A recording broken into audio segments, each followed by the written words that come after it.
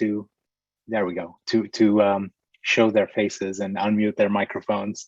And I know that time is running short and our committee probably has quite a few questions. So I'm going to stick to three major ones. And the first one, I want to ask Doug explicitly, given the huge number of failures we've had in this industry, and you've been around long enough to know some of them by name, how is community engagement unfolding in today's industry? Which lessons have been learned and you're comfortable won't be repeated as mistakes? And which have you struggled to deal with?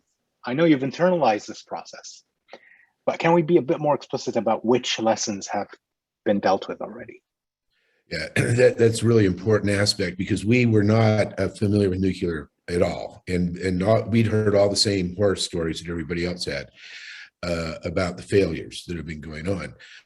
And so what we did, these were public power entities that were involved, Santee Cooper and MEAG in both Vogtle and VC Summer projects.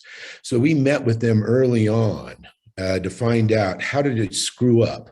Okay, how'd you mess this up? What happened? So we could figure out all those things, because we didn't want to repeat any of those. That was a very important concept that we did. So we did internalize that concept of thoroughness, to be able to understand the full aspect of what made these things go wrong, and then set up a program so that we could quantitatively show we're not doing them, right? And it had to be in a planning process. It couldn't be in a hope to process. It had to be shown contractually, we felt. It had to be all set up, all the engineering had to be done, all those things had to be done. Yeah. And that way we could portray to the public when we were sitting there, and we could give them specifics if they asked. I mean, we weren't talking down. We felt like we were saying, okay, here's the plan. And we broke it into pieces. We tried to make it very digestible. You know, everybody could take a bite and understand it, and go through the process. Not to maybe thoroughness, but enough to ask a question if they had their concerns and address that way. So I think that was the biggest thing we learned and incorporated. And I believe it has been successful in how we've portrayed the project. Thank you. And I'd like to throw the same question to Mary, given again, your experience in this field. Is it still the same problems coming up over and over again? Have you seen a shift in attitudes? So I would say, to be quite honest, we're making a lot of the same mistakes over again. You know, the irony is that we seem to have an increasing awareness, or you know, it's part of the discussion that this is a necessary component. And so people line up behind that, I think, sort of more swiftly than maybe, you know, 20 years ago, indeed. But when it comes to, you know, actually implementing and carrying out through the stages, you know, I don't want to overgeneralize, because I think there are some processes that have gone well, but I also, and having, based on some recent experiences, I see kind of a lot of the same old. Okay. I'd also like to ask Mary a question about this different model that's popping up in the nuclear industry. You know, it used to be big facilities, far away, much harder to get organized public opposition. And when you did, you know, it's probably 20 people in front of your site fence, carrying placards. If we suddenly gravitate to this model where we have 10,000 reactors that need to be sited in 30 years, or we miss our climate targets, what implications do you think that raises in terms of the public engagement process? Well, so that's a daunting question, because that I would have to presume what 10,000 reactors looks like, and I don't. So this is me personally speaking. I don't make it my. It's not part of my mindset nor my goal to put a reactor in the ground. It's to go through the process of what it would take. And if that's the end goal, great. If it's not, that's all right too. To me, success or failure is predicated, you know, on that process. So I, you know, So I think in terms of microreactors or small modular reactors, I don't know where.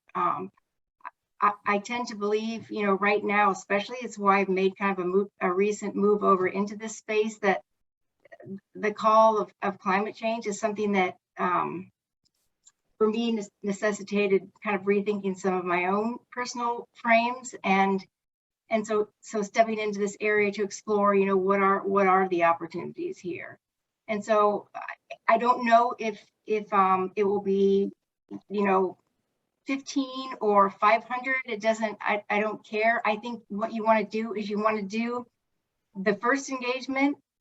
You want to do them all well, but to the highest standard that can be done, so that when that reactor is turned on, and for the life of it, whether it all goes well or whether it doesn't, you have created a committed community and a relationship to withstand, whatever it is. And so I think if you do that right here, it's almost like people ask or they talk about in the SMR world about the cost will be high when the technology first comes out, but then after the nth reactor, the cost goes down and the learning curve takes place. Well, I would say the same thing about a good stakeholder engagement plan. The first one and getting it right, it's not a cookie cutter template, but if you do that well and you prove something out, you demonstrate to people that you're competent and that this can work, I think it increases the odds that it can work again. And as some of the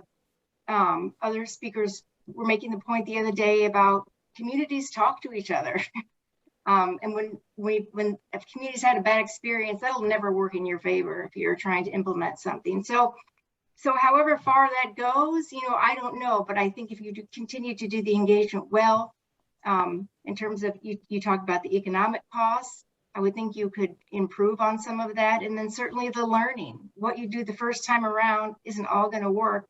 And you have to be willing to learn from that and then continue to move it forward. And I guess I don't even know, the 10,000 reactor thing is just not part of my thinking. Right. So we just got a really good question from the public that's in the same vein, which is the SMR, and the industry keeps talking about standardization. We're going to make these in a factory, ship them to a site. It's going to be perfect. But we've also heard throughout these past 3 days, not all communities are the same. Concerns differ. Start early, decades early in the case of waste siting. And this has to be earnest. I think Mary's word was, it has to come from the community itself. You can't parachute a consultant for a couple of days and sort it out or spend money on PR firms. Is there a tension then inherent between the standardization model of we're going to build these in a factory and send them everywhere, and the kind of real hard work of public engagement, which takes decades? And how do we resolve that tension that exists? Well, I take a shot at it for a second, if you would, because I think it is it really depends on the concept of, maybe even piggybacking a little bit on the last thing of 10,000 reactors, right? I mean, the concept of we really have to decide how many of these we need. There's a lot of solutions to, if you're looking at greenhouse gas solutions, there's a lot of solutions besides nuclear. The importance of the small modular reactor, the standardization is important, but they can be operated like a natural gas plant. This is a very important component piece. And then I think from a policy point of view, we're very supportive when we talk to our communities nationwide, actually. This goes to the American Public Power Association. We meet with over 2,200 municipal governments, and I know a lot of them out there. We sit down and talk about this, is that we want to put these at what we call brownfield sites. We don't want them scattered all over. Now, we like distributed generation, don't get me wrong, I'm not saying that, but this is not for them. These things they're safe enough, we believe, all the technologies, you can put them on abandoned coal sites or natural gas sites. And what's important there is the infrastructure is already around all of that. So all the solar and the wind that's coming on is hooking to this existing infrastructure. And so to start to distribute it around and not be able to support that in a reliable manner is a pretty important policy thing that we've been pushing on a national level as a plan. The Biden plan is that way too. Anyway, I think that's sort of the way I think we get around that one this time. And as an economic development practitioner, I fully agree. You have to have a national push and an investment in an educational process, and then start running that region by region and get buy-in and really take an entrepreneurial approach if you're going to scale this to that degree and that speed, which it requires a slightly different kind of mindset. I would say it also requires such strategic leadership, someone with such a bandwidth, or a team with an enormous amount of bandwidth. And I struggle to kind of assemble such a team myself, just in my head. It requires enormous resources, I imagine, as well, which haven't really talked about the cost of doing this. You need to spend a lot of money before you even decide to walk away, perhaps, right? We're trying to make recommendations as part of this committee, and I'm wondering if you have any advice for us in terms of things like what you just said that need to change on the national level. We heard about the Swedish nuclear kind of legislation, nuclear waste siting legislation. Do we need to adopt national or regional legislations? Is there something that we can recommend to the decision makers who will be reading this report to internalize the process of community engagement? And while you're thinking about that, I should ask the committee members to start lining up for questions, because we'll start taking them after this. Any thoughts about that? Well, I'd venture one real quick one. Specifically on nuclears, the NRC, I think it'd be very important from a policy point of view to have the Nuclear Regulatory Commission expand and push their process so that the public understands them more, because it's a very open process. I mean, anybody can call up, get on the meetings and go through it. It's only one source of information. It's sort of wonky. A lot of people don't want to do it, but there's a lot of people that a community could, say, you got to follow this project through the Nuclear Regulatory Commission, right? And assign somebody that the community could trust, but then just make them more accessible to me, I think would be one big recommendation in policy, because they represent the society as a whole to me. That's, they're making the big decision. They're licensing, saying, yeah, this is okay, society. We're saying, let them build it and operate it. So I think that would be one big recommendation. So the question is, what can we do at a national level to help reinforce the engagement element? Or I wasn't sure exactly what the question was. Yes, are there things that can be done legislatively to make this process just natural, or to improve the process? We heard yesterday, I think, from David Victor, that you need multi-track processes, and the procedures matter, the process matters. And I'm wondering if we can standardize that as well. Yeah, it's interesting, because my time at the Nuclear Regulatory Commission, one of the things we were looking at were these decommissioning panels, and it wasn't, whether they should be mandated, made a matter of policy, or whether it's the decision of a utility. And so, maybe there's a way to standardize some policy decisions like that, which promote engagement. But I still come down on the side of, you can have those guidelines, you can have, the policies, the laws, whatever they are. You can have all these all incredible insight that we've gained in the last 3 days, and we have 3 decades of it. unless it's implemented by in an atmosphere where the internal stakeholders, where the internal folks who are carrying out the work are trusted, and they then are able to do that work externally. To me, that's ultimately what it comes down to, despite whatever supporting pieces there are. Yeah, that's true. Yeah, and it has to be a national imperative, it seems to me, that once we have that kind of agreement, if it's 10 years out that we want to have 10,000 sites, we need to back up that whole plan to today and start working it intentionally. us gathering and having a conversation without like really pushing a plan forward, I think will cause us in 10 years to be in the same spot. Fair enough. I'm going to invite Todd Allen to ask his question, but we also have two former NRC chairs who might have differing opinions about the NRC's role in all of this. Todd.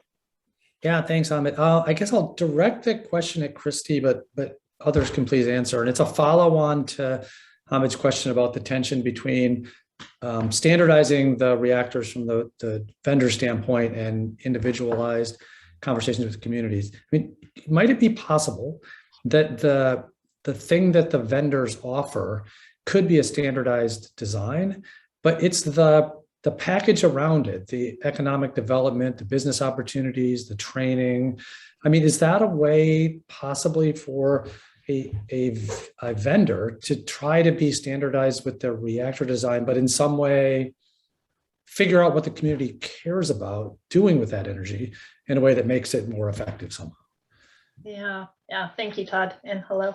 I agree completely that it's one thing to offer a community solution, and that was some of what I was trying to touch on in my opening comments is how do we create this pull? How do we, whether it's with our children or a community, we have to find those incentives that really make it about their idea and they're having some control power over the decisions, and see the reason why they're making these decisions are actually in their personal best interest. It's not something that's just being handed down to them. And so I think the more that we really, help these communities achieve their larger visions of what they can be.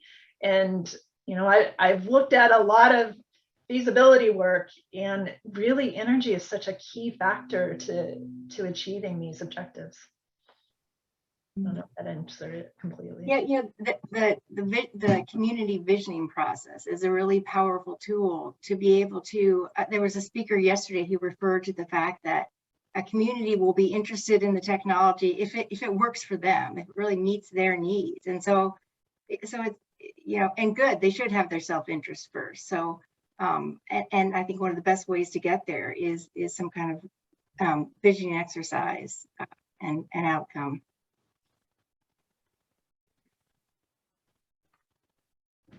Okay, if there aren't additional comments on that question, we'll go to Allison McFarland.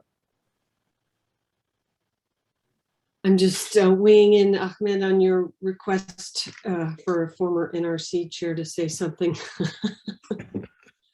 I guess my view is that we're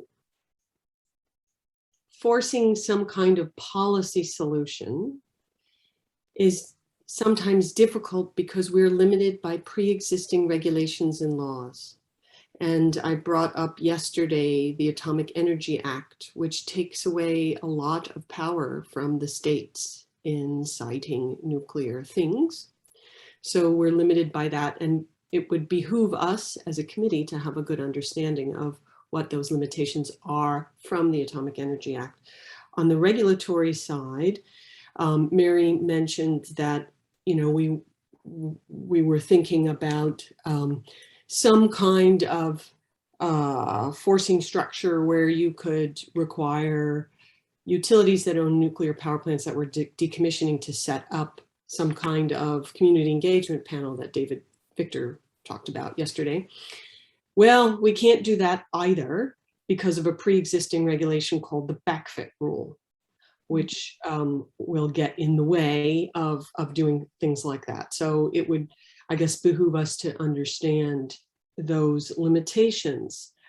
Honestly, I think Mary is correct that we cannot technical our way out of this problem. So we can't find some policy solution, have a new law, whatever that's going to make this work.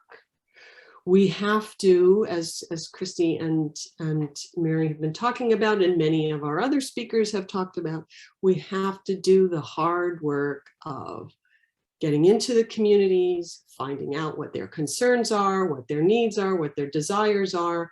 And that is very risky because you may fail.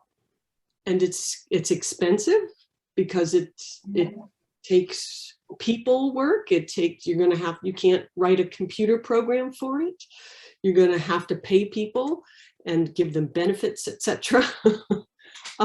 to go in and do this work. And it takes a long time.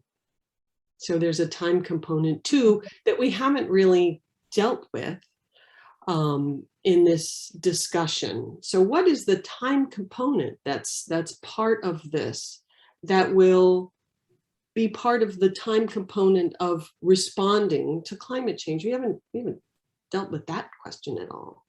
But maybe the panelists would like to take what I've blathered on about and run with it a little bit. Could I comment on that? I really appreciate that. The comment. What I was sort of leaning towards in the concept, it was to have engagement more with the NRC in the singular process, if you will, they go through. I mean, I listen to them, I meet with them, you know them all well and all that sort of stuff. And it's not for everybody, but it is the concept that modularization by the three main companies that are working on this right now is not that they would take them out to communities. It's the communities that come to them and place them in areas that they want to do and deal with it. The communities that want to use this as a source of electricity are going to be the ones demanding it.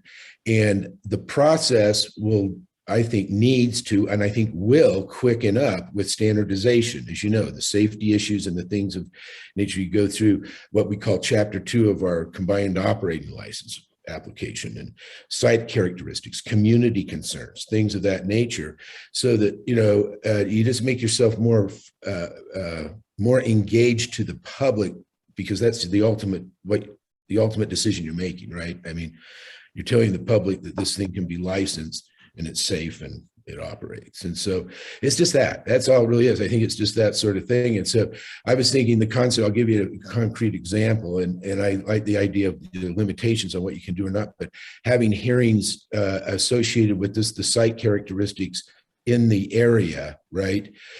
So the community has that direct engagement, whether that's virtual or physical, it doesn't, you know, that sort of thing, so that the public knows who you all are. I mean, right now it's an incredible organization. I mean, are there anymore? But I mean, it's an incredible concept of, I take a lot of comfort in its regulatory construct, to be honest with you, that it's going to make sure we're right too, right? I mean, it's not like we're on our own. So anyway, that was all I'm saying.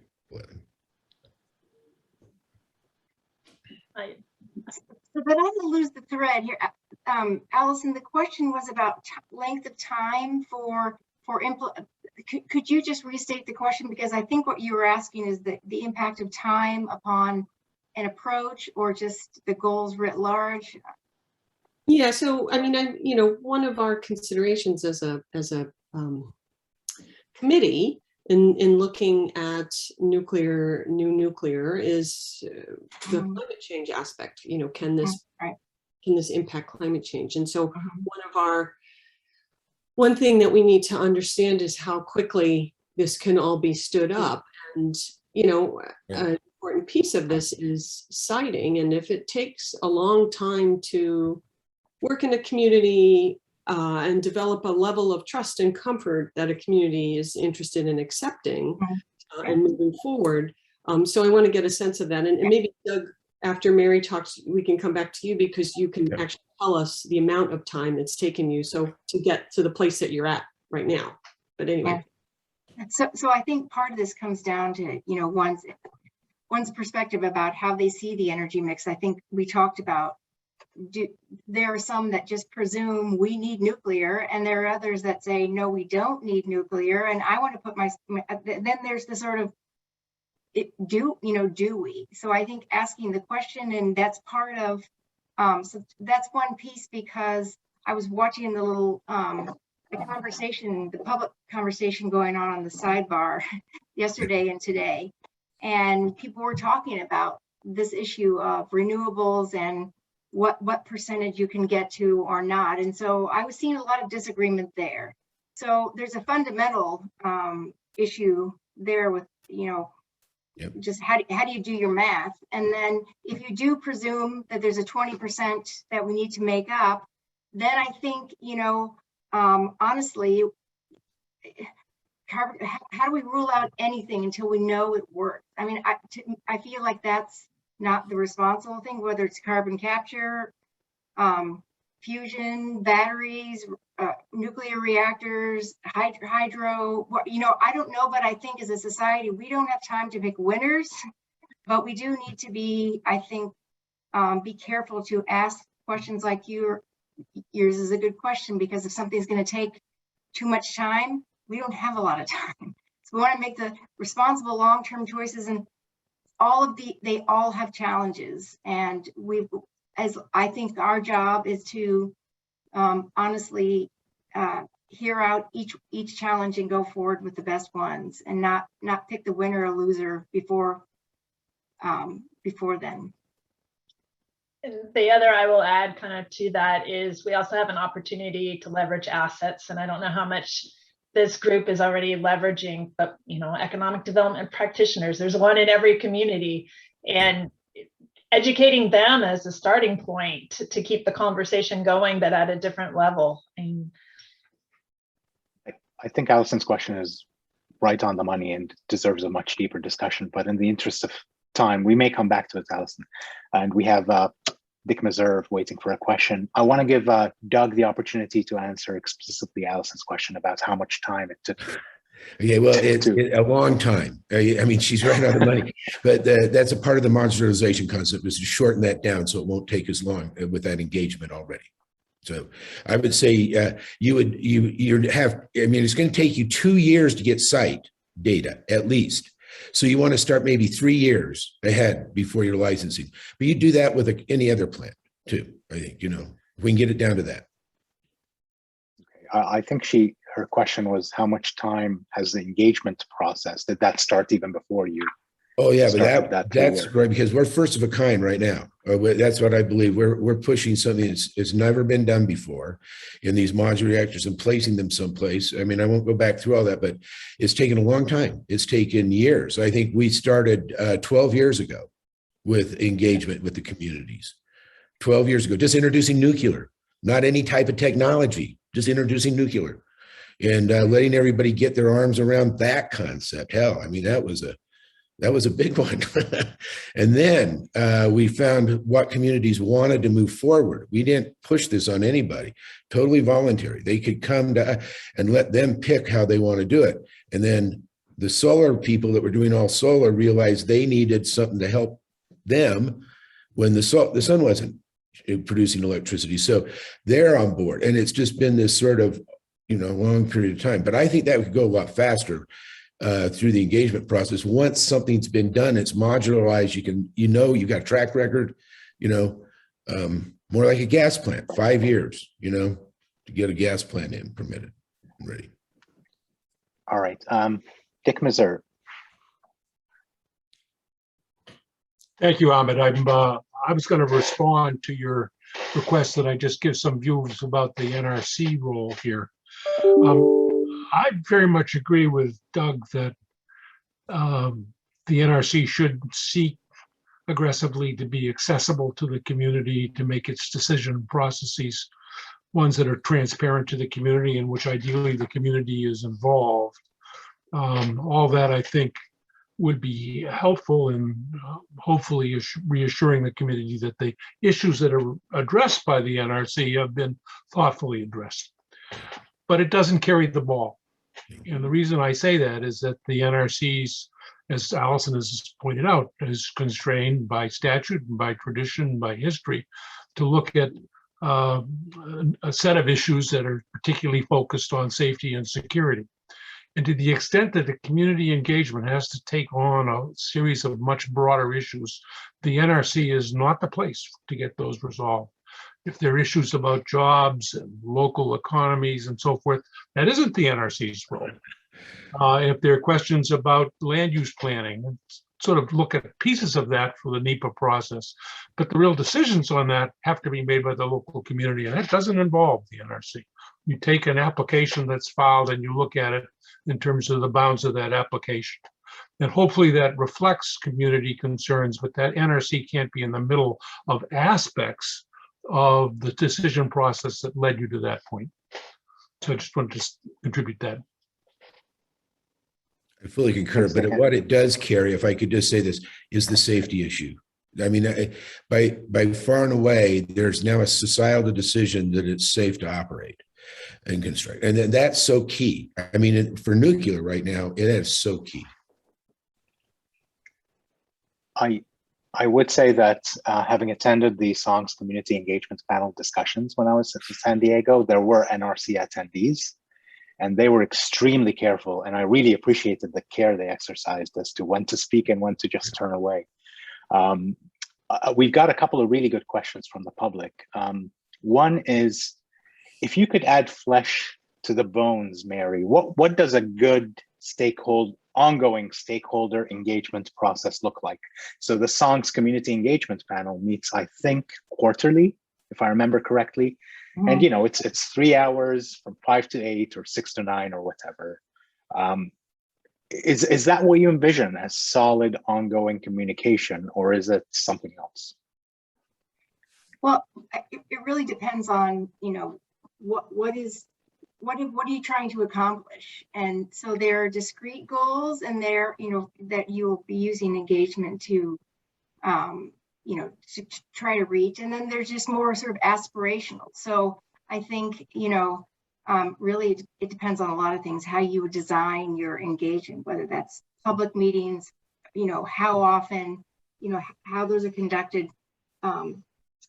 There's no one way there. I think making a thoughtful plan, I think first stepping back, you know, at the beginning, when you're before you execute the project, this sort of piece of my presentation about right at the start, really envision where it is you're going. And there's predictable steps, and then there's an area of sort of unpredictability about how people are going to react, and a lot of questions. And I think if you get in earlier and begin to think through those pieces and then begin to implement, that can inform your, you know, the work ahead. And I hope I'm answering your question. I think that for, I've been to a lot of those SONGS meetings also, and I know the purpose that they're, the reason why this group was stood up by Southern California Edison, and the charge they're taking now. And I think they're doing, you know, a good job. It's tough. It's tough for a lot of reasons, which are not the purpose of this engagement. But I think that, you know, there's been a steady hand on it, and they're chunking away. And whether people are showing up or not, and despite the acrimony in a lot of those meetings, they're doing what it is they said they were going to do. They're bringing information to the public, and they're you know, methodical about doing that. And I think that for that situation, it's good. That's not nearly enough for other types of engagements, I would suppose. Okay. I don't see any further questions from the committee. I got, if that persists, that case, I've got 2 questions to conclude this panel. The first is, we've got a really good set, I think, of recommendations to the NRC, to industry, of course. I'm wondering if you can help us articulate recommendations to the academy, to academia. It seems like there's a lot here that warrants much deeper study. And so I'm wondering, in the course of your experience, and maybe I'll throw this to Christy because she's in an academic setting, have you come across scenarios where you go, for God's sake, this happens so often, someone ought to study this and sort it out? Yeah, certainly. And I think that's a large part of the Idaho National Laboratory work that I'm involved in right now with the Emerging Market Analysis, or EMA team. INL decided to put together a very interdisciplinary team. We have everything from economists to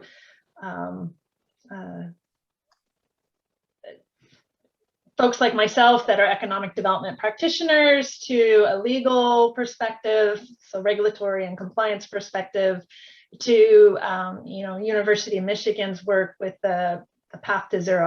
I'm butchering the name, but that are thinking about it from this complex perspective and putting not only different universities together, but putting this interdisciplinary team together and taking all of the pieces apart. We meet every other week and we have these very intentional conversations. There's a process we use internally called strategic doing, where it's like, here's where we want to end up, but let's work on the pieces that we have to work on in the next 30 days collectively, and what are the assets that we can leverage. And so while we're not officially using that process, we're using a very similar, where we are collectively agreeing, here's where we want to be in a year as it relates to our shared research efforts. And what is it that each of us can contribute, and how do we, when we come together, have these very mature conversations and question each other what our findings are and why those findings matter and how they'll be digested by a community level. It's been an incredible process for me to be involved in, and I think it's a process that we need to, with the academy, lean in more too, because we tend to silo, we tend to get into our disciplines, and then we offer solutions that don't always have the full knowledge and blend of other disciplines. That's a long-winded response to your simple question. No, it's great. Mary and Doug, do you have thoughts about this? Oh, I defer to Mary. Yeah, I just, the integration piece is what I would say, because you have, well, just, on this workshop, you have a lot of, as Christy was just saying, a lot of different disciplines. And then, we've talked a little bit about, touched on, engineers and the challenge with getting that communication out in a way that's better understood. So I think if you don't take an interdisciplinary approach, that will be a lot, kind of more of the same. Yeah. The other I'll add really quick, with that interdisciplinary approach, you have to have people willing to leave their business cards or their diplomas at the door and engage in a way that's different than they've engaged before, I think. Mm-hmm. Seeing ego can be a problem. All right, unless I don't see any questions from the committee, so I'm going to offer you each the opportunity to make a short closing remark. In particular, I'd like you to address something a bit sensitive, which is, I have a sneaking suspicion that some of the people who've been viewing us for the past 3 days will say, yeah, well, this is all nice, but we've heard it before, or we knew it's coming in. You need to talk to people, be empathetic, do it ahead of schedule. And of course, there's a huge difference between knowing it and actually doing it in the real world. But I'm wondering if you could offer perspectives or just respond to that accusation of, oh, we knew this going in. What has struck you over the course of your experience doing this? And if you could close us out with that. I'll start with Doug. Yeah, it's, I think the most shocking thing, if I may put it that way, was the concept that people really didn't want to understand versus just saying no. I mean, it was it sounds simple again on the thing, and yeah, people say that's how you have to do it. But I think what we wanted to make sure that we were saying is that we were talking to everybody. That was the concept that we didn't want to make a mistake on and move forward and bring into the process. And we had to retool some of the team right at the beginning, get the eggheads out of there, get the engineers off of there, get people like say, you don't use acronyms, you start coming down. And we went to these private internal meetings, invitation only, so people could ask dumb questions. I'm not kidding. People felt more comfortable in a smaller group with the experts, giving them this stuff. And these were the decision makers for the most part that really had to understand it down the road.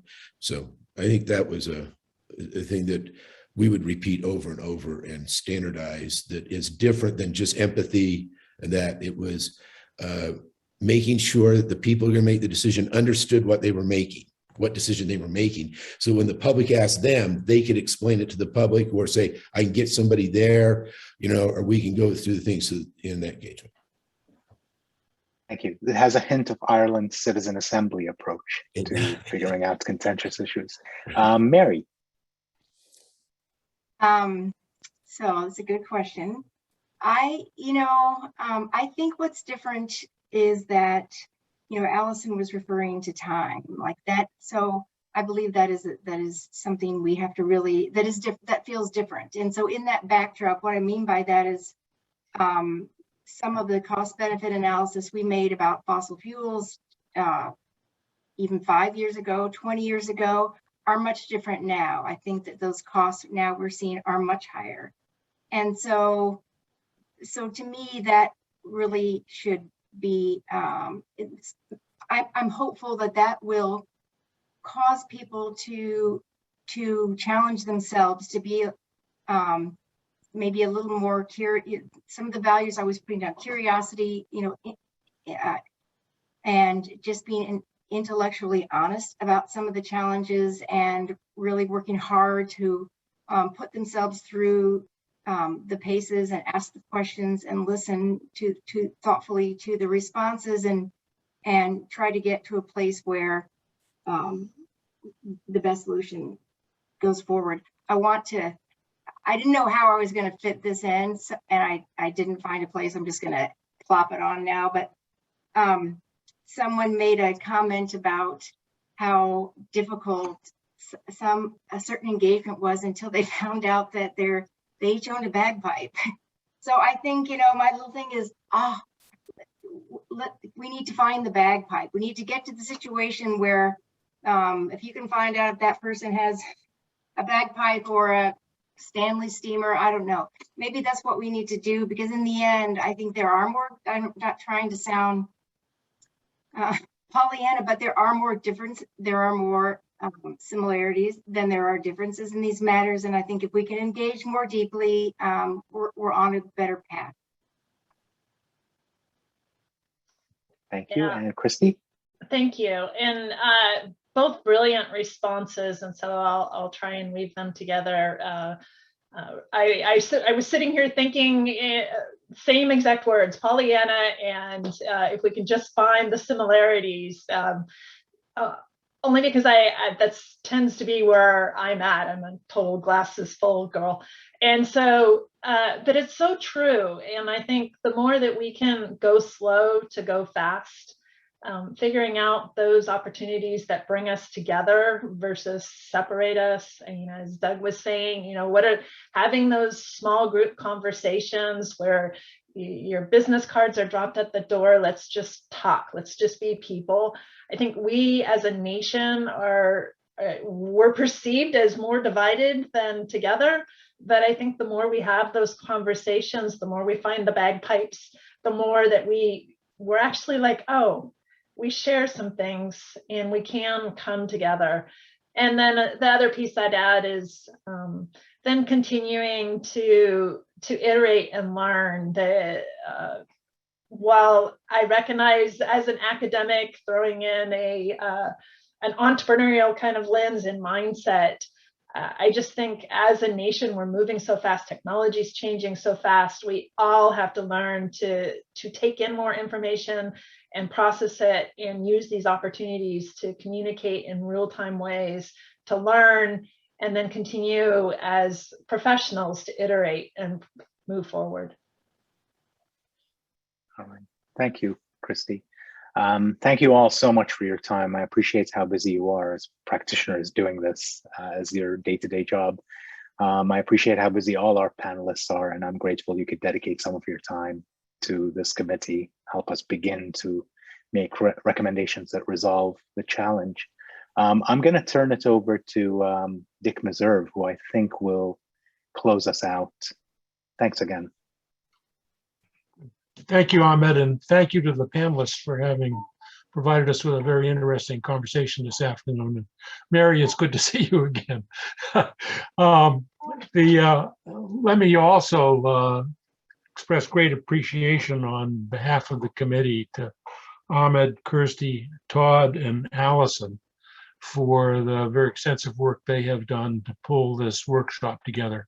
I think it was very informative, very useful for the committee, and I know they put a lot of thought and effort to find an excellent set of panelists for us and to actually guide us through a very helpful discussion. So thank you very much to them. And with that, I think our public meeting is now adjourned. I hope you all have a pleasant Labor Day weekend. Let me invite the committee members to stay on for a few minutes. With that, we're adjourned.